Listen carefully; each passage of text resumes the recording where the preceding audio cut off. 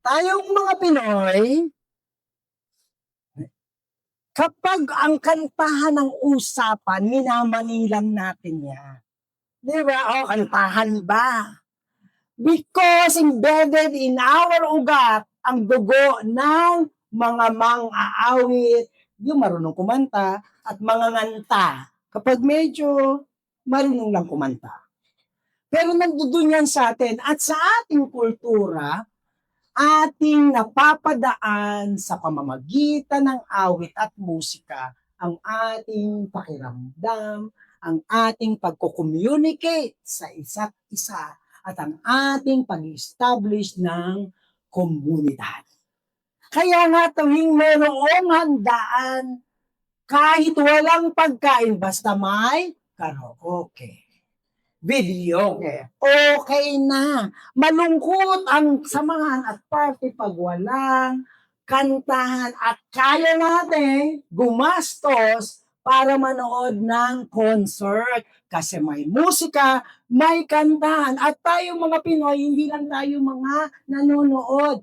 Tayo ang magagaling na performer at singer. In fact, sabi niya, Ariana Grande, sabi niya, sa Pilipinas daw nang galing ang pinakamagagaling na mga mang-aawit. Para daw balon ang Pilipinas ng maraming mga awit. Sabi naman yan yung producer ng Miss Saigon. Diba? Hindi na sila natapos pag audition, puro Pilipino. Magaling ang Pilipino sa pag-awit. Music and song are constants in Pinoy's everyday life. Pero ang tanong, sa loob ba ng simbahan, may impact ang hilig at galing ng mga Pinoy sa worship service? O kaya baka performance? O kaya labanan sa biritan? Sa loob ng simbahan, sa panahon ng worship? O kaya isa pang tanong, sumasali ba lahat sa pagkanta? Of course, ang victory may kawayan, ito ang conclusion ko. Akin lang. We Filipinos always put our heart whenever we sing. We are singing our hearts out to praise and worship God. May sample tayo kanina, di ba po? Yeah. This second week of our new series when we gather, titingnan po natin ang music and song in this kind of gathering last week, yung sacred gathering natin. Titingnan natin ng up close and personal upang hindi lang ang music ay background music at kaya pagpalipas ng oras o pampasaya, we will see music and song for serious listening to the lyrics and even feel the melodies and also for full participation. Let us open our book in Colossians chapter 3 verses 12 to 17. Please, tayo po tayong lahat sa pagbabasa ng Biblia. That is in page 573. Page 573, first column. Game na po ba? Are you in the page? Are you in the page na po? 573. Okay, let's read. 1, 2, 3, go. Put on then as God chosen one, holy and beloved, compassionate heart, kindness, humility, meekness, and patience, bearing with one another, and if one has complained against another, forgiving each other as the Lord has forgiven you. So you must also forgive. Verse 14, and above all, put on love, which everything together in perfect harmony. And let the peace of Christ rule in your heart, to which indeed you were called in one body. And be thankful. Let the word of Christ dwell in you richly, teaching and admonishing one another in all wisdom, singing psalms and hymns and spiritual songs with thankfulness in your heart to God. And whatever you do in word or in deed, Do everything in the name of our Lord Jesus, giving thanks to God the Father through Him. Yes, God. Once again, Lord, we would like, Lord, to really know whatever are all the parts and elements in our sacred gathering, and particularly this in singing. Let your word guide us, Lord, as the lyrics also guides us into you in singing our worship. This we pray in the mighty name of our Lord Jesus Christ. Amen and amen. Can be seated. Handa na po kayo. Tayo ay merong lecture on singing. Ako pa magtuturo. Anyway, what the Bible says. Di ba po sa Bible, even in the Bible, laging kumakanta as early in the Exodus, in Genesis, ang mga Kristiyano or ang bayan ng Diyos. In fact, nagkumanta sila nung na tumawid sila sa Red Sea, agad-agad, headed by Moses and Miriam, kumanta at nagbigay sila ng awit sa Diyos. Sa katunayan din, tuwing nasa temple sila ay laging kumakanta to the point na isang tribo sa lahi ng Israel, the tribe of Levites, were designated and officially called to minister in singing. Mga Levita yun. Alam mo ba, ang ating worship team ay ang ating Levites. At katulad ng mga Levites dito sa Old Testament, hanggang ngayon, they help and guide and lead all the congregation in worshiping. Another thing, meron pa tayong isang buong libro, anong Tagalog sa Psalms? Awit. Nakikita niyo po ba? Puro awit at dito makikita po natin lahat ng klaseng emosyon na pwede mong ibigay at iharap sa Diyos at kahit sa bawat isa ay may katapat na awit sa Book of Psalms. And in the New Testament, even Jesus sang with His disciples. At dito po, sa Passover na yan, the last song, according to the record, yun yung inawit ni Jesus bago siya lumisan. The Bible isn't just filled with teachings and instruction. The Bible sings. And we are all invited to join the chorus. Let's move. Alam niyo po, dun sa ating text, pag tinignan po natin yung text na binasa natin, very particular na si Paul ay kinausap ang ang simbahan ng Colosas. At dito, particularly in chapter 3, verse 16, that the word of Christ dwell in you richly, teaching and admonishing one another in all wisdom. Ano sabi daw? Kita niyo, may direct instruction niya to sing songs and hymns and spiritual songs with thankfulness in your heart to God. Yung ating pinag-aaralan, yung binasa natin, yung buong chapter 3, ang context niyan, si Paul ay nakikipag-usap sa simbahan ng taga-Colose o mga taga sa Colossians.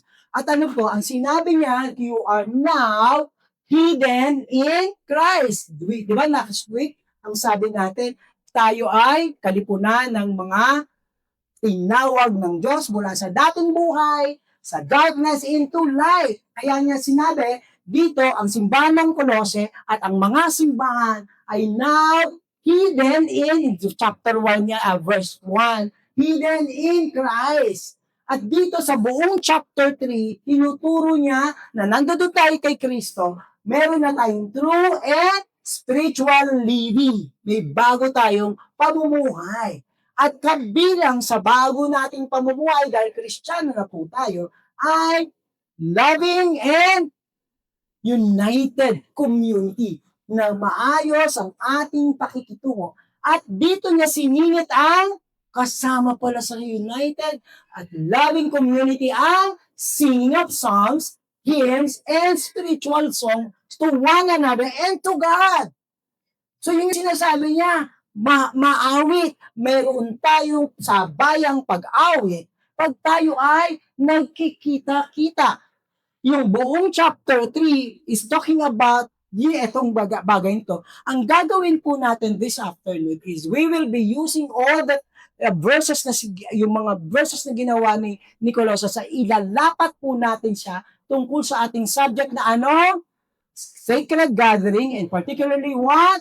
Songs and worship and music. Titingnan po natin. Pero alam niyo po, sa buong discourse ni Paul sa chapter 3, ang ending niya ay ito. Sabi niya sa verse 17, and whatever you do, singing, preaching, gathering, in words or deed, do everything in what? In the name of the Lord Jesus Christ, giving thanks to God the Father through Him. What is now music? What is now singing in the Christian context?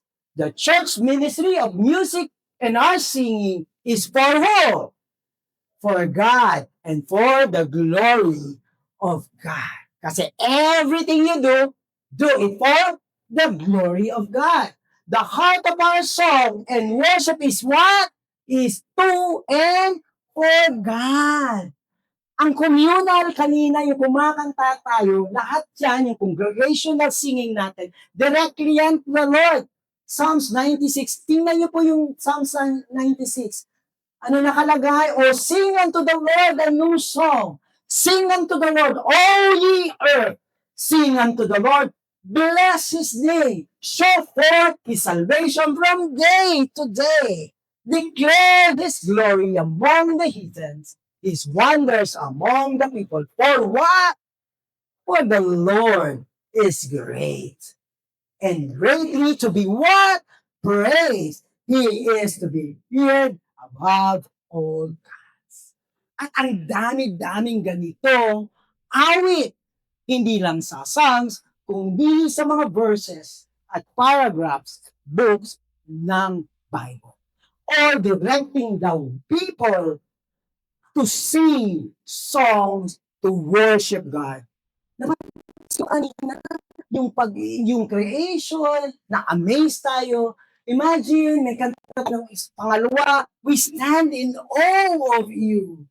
Na yung nagkaano na siya, nag-transition na siya, hindi siral, hindi na makontain. Kasi yung na-awe siya kay God. Na si God, imagine nyo sa sacred meeting natin, buti na lang may kanta.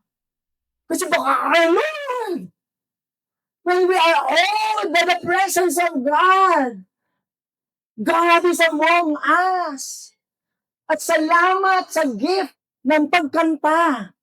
Kasi pwede mong ma-express ito ng buong puso sa Diyos. At gaya nga ng point number 1 natin, saan nakadirekta ang ating pagkanta. Ano ang puso ng pagkanta natin? Ang puso ng pagkanta natin ay ang ating puso para sa Diyos. Kung mahal mo ang Diyos, yun yung puso ng aawitin mo. Our singing is for and in the name of the Lord Jesus Christ. We are standing before God at meron tayong expression yan sa pamamagitan ng pag-awit. It is also important na mayroong emotional power ang boses natin and music in worship to bring what? True devotion and honest emotion directed to God.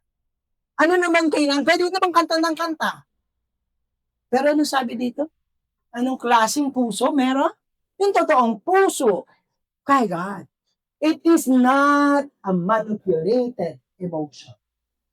Hindi pwedeng pekein. Hindi rin pwedeng eme-eme. Kahit singer ka pa. Kahit gaano kakanta mo, ganda ng kanta mo. Pero ang kailangan pa rin ay ang true devotion and honesty directed to God. Sampulan natin. Kakanta tayo. Ako maglilid joke. Kanta ko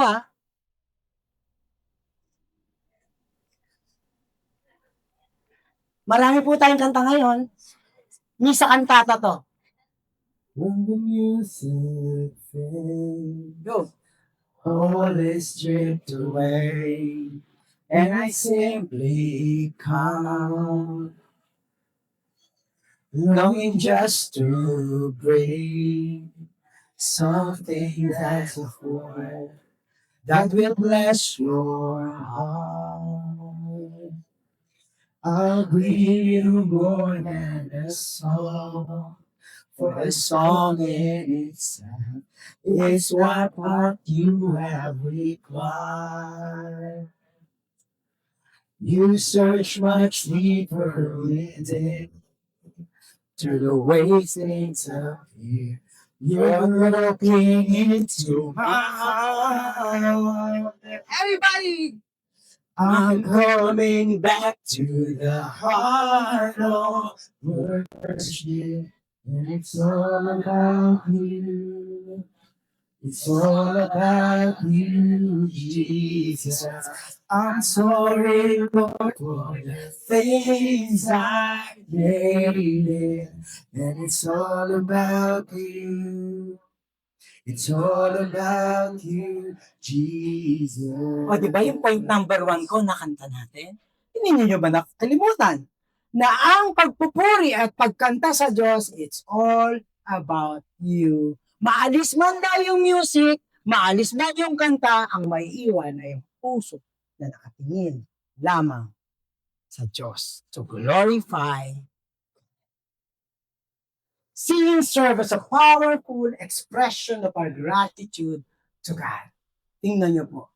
Sinabi yan also ni Paul sa verse 15 of chapter 3. Tingnan niyo, nung tinignan ko siya, parang 3 beses niyang sinabi na maging thankful kay God. 15 verse 3 verse 15. And be what? Thank you. Full. Pagdating sa verse 16, singing songs and hymns, spiritual song with thankfulness in your heart for God. At pagdating sa 17, giving thanks to God, the Father through Him over and over for 3 times. Dire-diretso verse, sinasabi, magpasalamat sa Diyos, magpasalamat sa Diyos, magpasalamat sa Diyos. Pwede kang kumanta ng pagpapasalamat sa Diyos ng paulit-ulit. A thankful heart is a singing heart. A grateful heart always praises God. Hindi ka kanta kay God ng thank you, pero pag nagre-reklamo, busa ng busa kay God. Tingnan nyo, a heart that is so grateful can count all the blessings. Name them one by one. Kaya ang bitbit natin sa bawat awit ay ang marami at ubod ng daming pagpapala ng Diyos. At paulit-ulit natin kakantahan ng ating Panginoon gaya ng sinabi ni Paul na tayo ay magkaroon ng patuloy na pagpapasalamat. Ang maganda sa awit, di ba hindi mo na minsan masabi kung paano? Kukulutin mo na lang. Gaganda ba yung kanta mo? Because beyond words, we can express our gratitude to God through music and song. Ang sarap siguro talaga yung marunong keyboard. Wala na siyang words, wala nang lyrics. Saka yung tumatambol lang siya. That is music. Pero yung heart na nagpapasalamat makes it melody and make it harmonious. Singing serves as a powerful expression to our all for our salvation, and also, dahil sa kanta, pwede natin sabihin paulit-ulit na tayo ay nagpapasako sa Diyos. Kanina pagkanta, sumunod yung ode tayo, yung I stand in awe. Pero dito, our salvation, through song, ay pwede natin pagpasalamatan kay God at dahil ay niligtas ng Diyos, tayo ay pwedeng mag-dedicate ng ating buhay sa Kanya. And for this purpose, may kanta tayo ulit. Diba? Sa'yo lamang. That is a song of dedication all because we are saved by God. Buhay mo ay iyong ina. Walang hanggan ay hininga. Panginoon ng kaligtasan, ikaw ang sanligan ng pusong sugatan. Jesus, ako ay iyong nagagawa. Pag-ibig mo di mapapatlayan. Ako ay sa'yo lamang, sa'yo lamang. Sa krus, nahanap ang kapatawaran. Pag-ibig mo di mapatlayan. Ako ay sa'yo lamang, sa'yo lamang. Inalay natin ang ating buhay sa Diyos na nagbigay sa atin ng kaligtas. Secondly, the church ministry of music and our singing is for what? For the declaration of His words.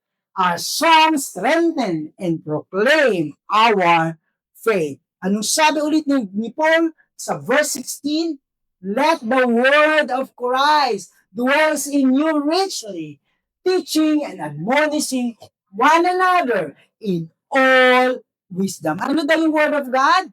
Will richly indwell in our lives, in our community, in our relationship, masaganang dumadaloy at pinaiiral ang salita ng Diyos. It is glorious and gracious way. When we come together, we listen and we encourage one another in all wisdom and with the words and through songs. Kasi sabing ganon, pagkatapos nito, ang karugtong ng in all wisdom, sabi niyo, ikanta mo. Singing songs and hymn and spiritual song with thankfulness in our hearts to God.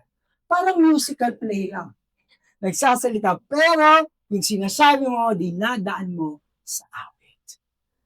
Di ba po, kahit sa small group natin, yung prayer, this is all like spiritual songs and hymns na binibigay natin sa bawat isa.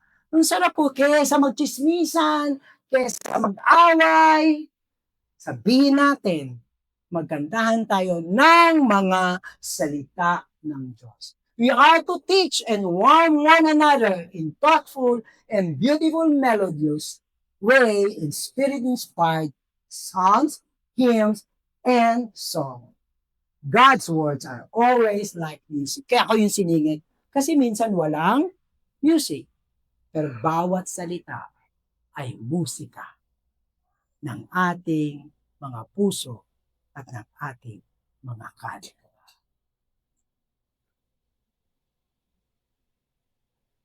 Music shapes the worshipper's belief.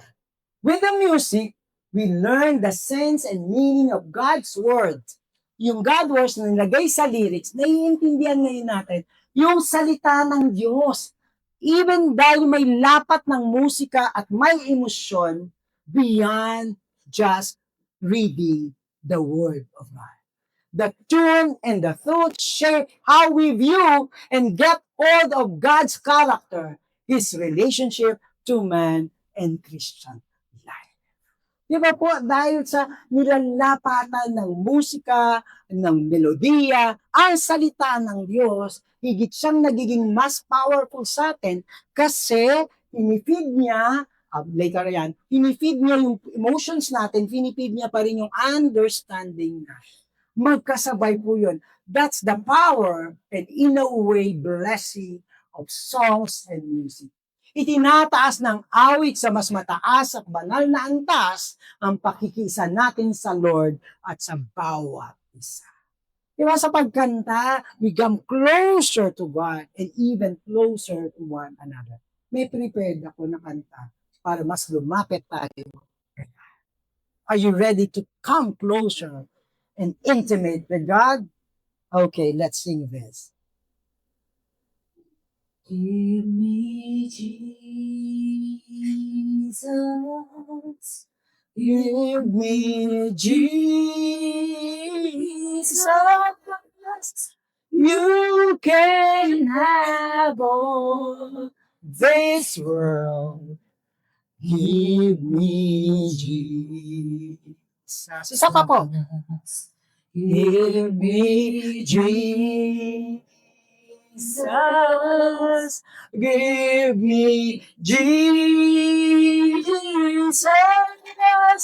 You can have all this world. Give me Jesus. Diba? Diba lalo kang napapalapit sa Panginoon dahil sa awit at sa titika ng mga awit. Let the Word of God dwell in you through congregational singing. Christian faith is not only expressed, it forms in us a stronger dynamic. Alam niyo, pag kinakanta mo, yung pananampalataya mo. Di ba? Nararamdaman niyo yun, nakanyari na yun. Minsan, hina-hina ka, hinaan mo sa kanta.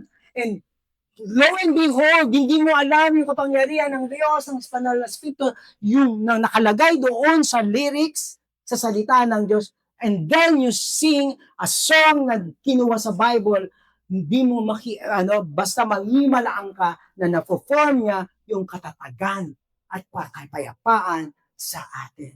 Because we sing what we believe and believe what we sing. The melodies and lyrics we engage deepen our foundation of our spiritual understanding and make it a grow corporately of the church. Alam niyo to, we're talking about community. Pag may kanta tayo, kaya minsan pinauulit-ulit. May patingsong-tingsong pa nga tayo, di ba? Mga ba, yung wala akong matandaan. Kasi may theme song tayo, pero meron ako ibibigay sa inyo. Na corporately, this is with conviction. And this is our faith about our church. This is your church. Are you ready to corporately speak our conviction na tayo ay simbang, tinatag ng Diyos and with power, whatever it's written in the Word of God now being sung. Okay, everybody, please. This is your church, God build. Yes, with conviction. This is your church, God builder. Jesus, cornerstone, God builder. God builder. This is your church, God building. Jesus, cornerstone, God building. We stand secure upon the rock of Jesus. Saan tayo nakatayo? Our firm foundation that can never be denied. Against His church, no power will can overcome. What God is on our side. We stand secure upon the rock of Jesus Christ. Our firm foundation that can never be denied. Against His church, no power will overcome. Our God is all our soul. As a church and individually, gaya ng sinasabi sa Bible, sino ang nagtatag ng kanyang simbahan, walang iba kundi ang ating Panginoon. Sa pamamagitan ng mga awit, nararamdaman natin ng mas matindi ang kapangyarihan ng Diyos. At ang isa pang blessing ng kanta, mamimemorize mo ang Word of God. Di ba po?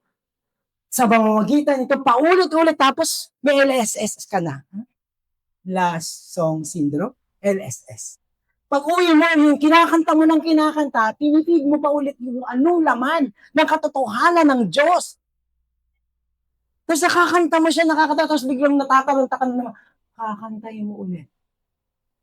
Di ba, mas naiintindihan mo, na may memorize mo na paulit-ulit, at ito ang nagpo-form sa atin ng kapangyarihan, ng katotohanan ng Diyos. Good worship music unites Bible truth and the tune. Kasi galing siya sa Bible, tapos alapatan ng tunog, na you-unite and it become more powerful. The combination of harmony and text stirs the affection of the soul and feeds our mind. At nami-memorize pa natin. Yes. Pero sa ito, meron po akong reminder. The tune serves the text. Anong priority? Text. Kesa sa ang tono, ang melodiya ay magsaserve sa text. Kaya ganito din po sa amin. Babasa namin yung lyrics ng mga kanta. Kapag hindi siya stable sa truth ng Bible, sorry hindi. Kasi mayroong panahon na ang para sa sarili lang. Give me this, give me this. I am the Lord God never failed me. Never failed me. Parang ganun, puro lang pa sarili. Pag tinitingnan mo sa text, medyo may diferensya. Namimili. Kasi dapat the tune serve the text. At ang pinaka-prominenteng iniaangat sa bawat awit ay walang iba kung hindi si God. It is God's majesty that is central in every music and song for the church. Lastly, the church ministry of music and our singing build us, the community. What? Ang ganda nga nung kay Paul, in perfect what? Harmony. Tuwang-tuwa talaga ako nung ginamit ni Paul na in perfect harmony. Hindi lang niya ba sabi, united. Ang sabi niya, perfect harmony. Our song bind us together. Sino dito may patin song sa asawa at saka sa friend? Sige, friend na lang. Di ba may patin song kayo at yung pag-ting song nyo, iba yun, di ba? Nag-harmonize, nagpapablend ng may pa-team song din tayo at iba-ibang team song natin. Marami tayong team song na laging nag-harmonize sa atin. Above all, this put on love which binds everything together in perfect harmony. And let the peace of Christ rule in your hearts, to which indeed you were called as one. It's all about harmony. It's all about love. It's all about unity. Tapos nandoon siya sa admonishing one another in all wisdom, singing psalms and hymns and spiritual song. The love of God and the peace of Christ are the greatest grace which binds God's people all together in perfect unity. Ano yung peace of God ni Christ? Di ba tayo ay nagkasala? We are separated from God. Ano ginawa ni Kristo? Namatay siya sa krus para meron ng peace of coming from Christ. We are now reconciled with God the Father. Tapos, yung mga tao, dahil may Kristo, dapat harmonize. Kantahan natin. Lagyan mo ng kanta, ang harmony. Singing together is the most beautiful expression of the church unity. Different voices, di ba iba-ibang boses, alto, bass, soprano, mesopotamia, hindi. Saka nasa tono, tsaka wala sa tono. Different instrument. Look at this. Pero bakit? Dahil sa music, though they are different, yet na-harmonize siya. Katulad ni Kristo, na-harmonize tayo kay God. At sa bawat isa. Blended to over a single, living, and unified work of glorifying God. By singing the same confession and praising the one true God together, we share, build, and share our identity in Christ, collectively proclaiming our faith to one another. Kanina lang this is your faith, this is your church, God, di ba? Wisdom. Naalala ko to kaya nung siya yung pinili ko. Kasi meron tayong isang worship, service, na grabe, mamuntik nang mabasag yung, flooring. Wisdom. Because yung identity natin, yung pagsasama-sama ng lahat ng pananampalataya natin nagbibuild ng ating encouragement sa bawat isa. This conversions of songs unifies our heart. The church gathering should regularly include opportunities for all the members of the congregation to join in song. Kaya tingnan nyo po, dumami hanggang dulo tayo, mayroon pa rin tayong kanta. Di ba po, dati ang kukunti lang ng mga opportunity. Ngayon, lagi na tayong ini-invite to join in full participation. Singing is not an option for people of God. It is a call. It is a privilege. Our voices are the primary instrument to worship God. But what is the melody? The heart for God and for one another.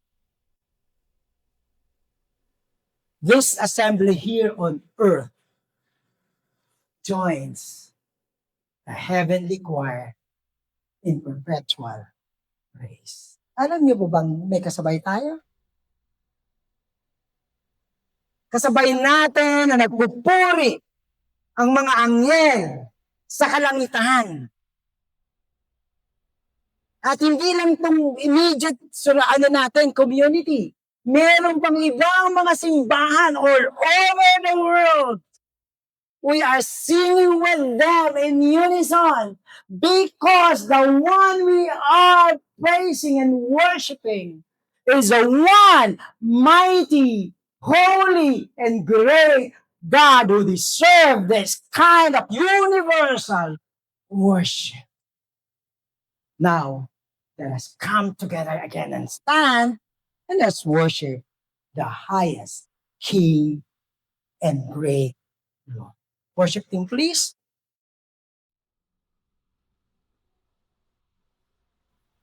Father, we thank you. Thank you, God. Thank you that the gift of music, the gift of song, and the gift of heart. Nawa, Panginoong, patuloy ang tibok ng aming puso ay maging tibok ng bawat isa, lalo na sa pagpapasalamat, pagpupuri, at pagsamba sa iyo. Panginoon, we are so privileged to join the heavens in worshiping you right here, right now. And God, ang pinaka-amazing, we are not alone. You are with us. You have called us to enter the gates of thanksgiving, the gates of your glory, and bowing before you is so amazing. We stand in awe that God that we serve is among us. This is our offering, song and worship. Let's worship the Lord.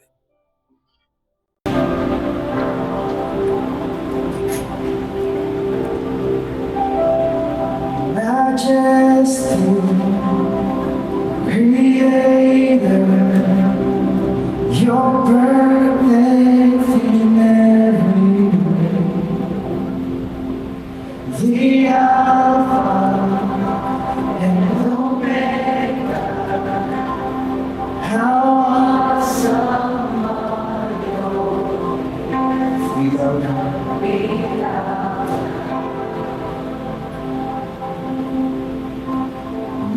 cry out,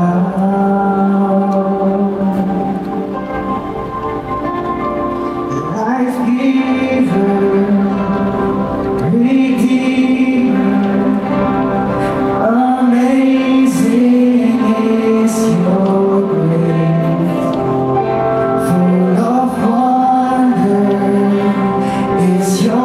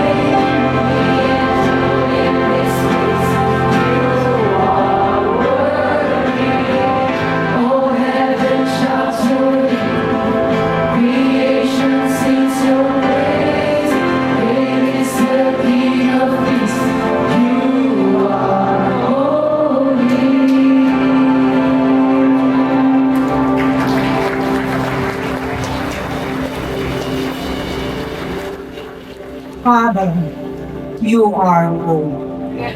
Once again, this is a privilege to sing our song before the one true mighty God. Thank you, God, for giving the melodies in our house. Panain mo ang iyong pangalan sa aming kalagitnaan. Pinupuri at sinasamba ka namin. Ito ang aming pagsamba at pananamin sa pangalan ni Jesus. Amen. Amen.